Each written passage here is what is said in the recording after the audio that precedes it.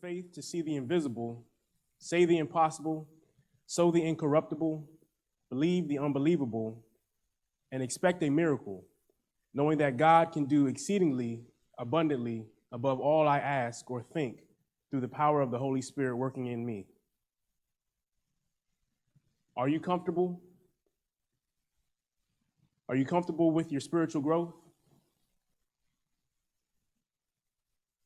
The real reason you might be comfortable or might not be comfortable is because of biblical education or lack of.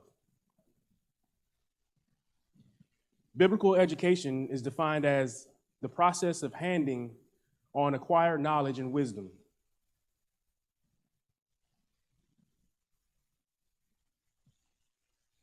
There we go.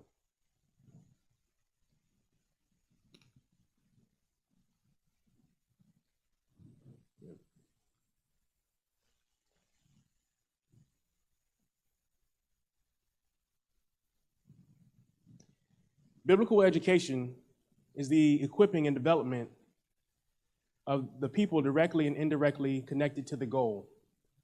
Our mission here at District Heights is basic and simple: to become an Ephesians 4 congregation, which is a congregation that walks worthy of their calling. This means that each soul walks with humility, gentleness, patience, and bearing with one another in love, making every effort to be united in the Holy Spirit and to be peaceful, walking in the Spirit. Now, in order to do this, everyone must be connected to the Spirit by having a true relationship with Him, which means we need to always consider our motives and how great of a relationship we have with Him. Understanding that each of us are an important part to God's body at District Heights, or the congregation where you worship or regularly attend. Now, attendance is a big deal. In the academic school system, if you miss a certain number of days, you fail the course. But a standard of attendance is set.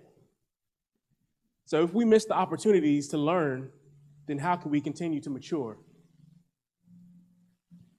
We are called to be one body, under one Lord, one faith, one baptism, one God and Father over all, who is above all and through all and in you all. We are unified by this. Having that all in common, it allows us to become closer or take a step closer to becoming an Ephesians 4 congregation. So everyone is an important part of the work because each soul matters and has a purpose. Even in Matthew 28, 19 through 20, and it reads, "Therefore go and make disciples of all nations, baptizing them in the name of the Father and the Son and of the Holy Spirit, and teaching them to obey everything I have commanded you. And surely I am with you always, to the very end of the age." Our work is saving the souls of the lost. Evangelism. Now, evangelism has two parts. The first part is teaching the gospel and baptizing. And here at District Heights, we do a pretty well job of that. And the second part is making disciples. Now, making disciples requires us to teach. So this book, the Bible, is a great book. With the first priority is one, saving their soul. The second priority is one, helping them to understand all the amount of wisdom and knowledge that's in this book so that they can adjust themselves and fall in line with the scriptures. So if we fail to teach and teach effectively, we fall short of the commandments. which is why the education ministry is so important. The education ministry is a training program for the church, and this is where we grow. Our growth is dependent upon, of course, our learning. But how do we learn? Well, we learn by attending. But once we attend, we also have to focus on making sure that we take on what is being taught.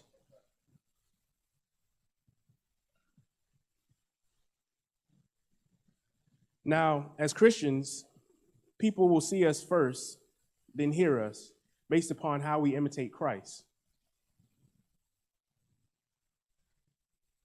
Our biblical education is what causes church growth. Church growth can be measured in numbers, but true church growth is spiritual in nature. Spiritual growth comes from the teaching and then applying of what is taught. With spiritual growth, we as individuals are spiritually dying, or without spiritual growth, we as individuals are spiritually dying. And the church suffers because of that. Now, the first question that I asked you, are you comfortable with your spiritual growth? I asked you that because comfort should not be what we are focused on. When we're growing, we're actually uncomfortable.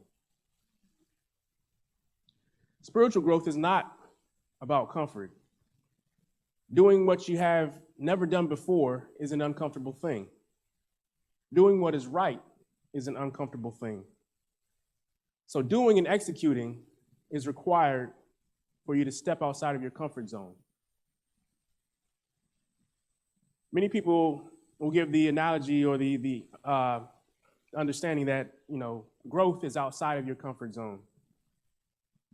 But when we think about what a comfort zone is, it's really small. So things that allow us to step outside of our comfort zone is speaking to people that we may not know. Now, I don't know how friendly you are or you aim to be, but there's more people that you don't know and that you can impact by building a relationship. Now, our circle of influence.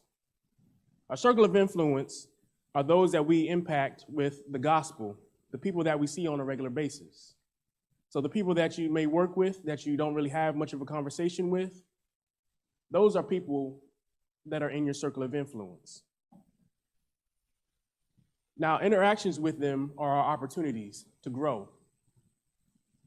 We grow by smiling, by greeting them, asking how their day was, building a relationship. It doesn't have to be anything major, but the small things count. Now, they will see Christ in us by how we treat them. And we also think, we might think, hey, let's, teach the gospel to somebody who we never see or might see just once. Yes, that is a good practice, but more importantly, the people that we are connected with on a regular basis.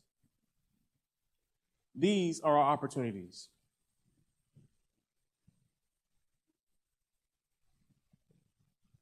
We may teach what we know, but we will duplicate or reproduce what we are.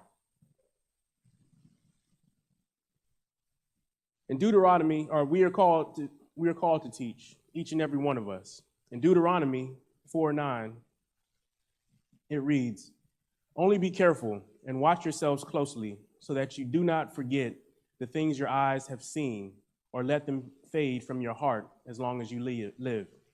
Teach them to your children and to their children after them."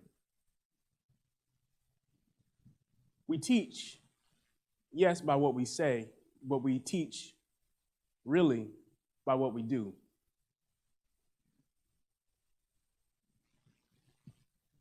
If you watch a child and their parent, you'll notice that they're mimic, or they'll basically, they are duplicates of their parents.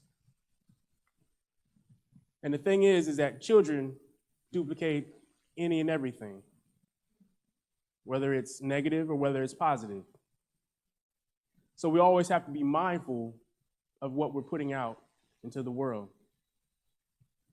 Now, being a new father, I learned I have to be mindful of everything that I do because he's always watching me. So just as, a child is always watching, new converts are always watching those that brought them into the gospel or those that taught them the gospel.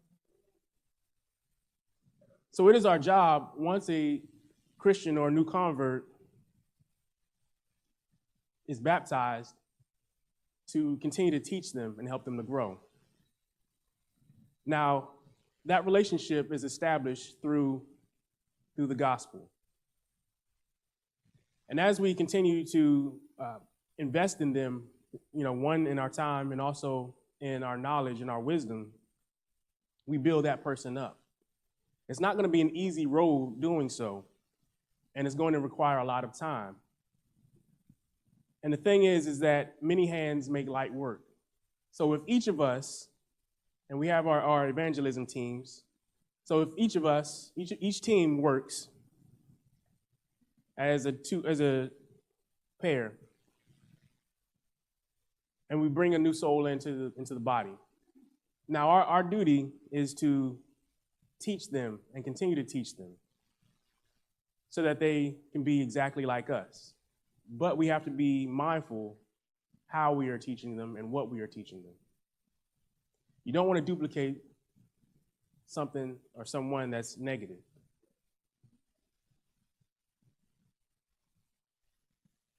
We think teaching oftentimes is for somebody else and not me. That's what we might say.